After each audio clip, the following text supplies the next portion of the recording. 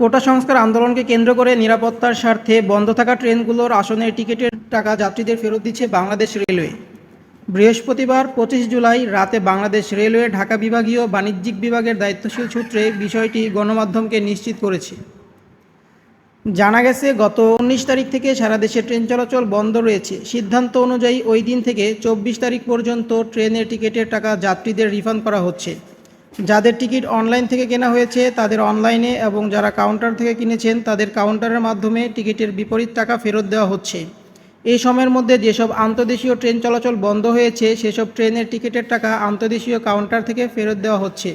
বৃহস্পতিবার দুপুরে রেলমন্ত্রী মোহাম্মদ জিল্লুল হাকিম জানান, ট্রেন না চলার কারণে টিকিট রিফান্ড করতে হচ্ছে, এটা সবচেয়ে বড় ক্ষতি। এখন পর্যন্ত 16,29,00,000 টাকার বেশি টিকিট রিফান্ড করা হয়েছে যাত্রীদের।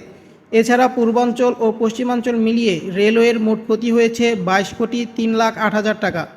তিনি বলেন, কোটা আন্দোলন ঘিরে সহিংসতায় হামলাকারীরা কিশোরগঞ্জ এক্সপ্রেসের 3টি কোচে আগুন দিয়েছে। এছাড়া সোনার বাংলা, কক্সবাজার এক্সপ্রেস ও পারাবত এক্সপ্রেসের বিভিন্ন কোচে হামলা করে ভাঙচুর করেছে দুর্বৃত্তরা। বিভিন্ন স্টেশনে বৈদ্যুতিক যন্ত্রাংশ এবং সিগন্যাল ক্ষতিগ্রস্ত করেছে তারা। এই কারণে এখনও ট্রেন চলাচলের মতো পরিস্থিতি তৈরি হয়নি। পরিস্থিতি বুঝে ট্রেন চলাচলের সিদ্ধান্ত নেওয়া হবে।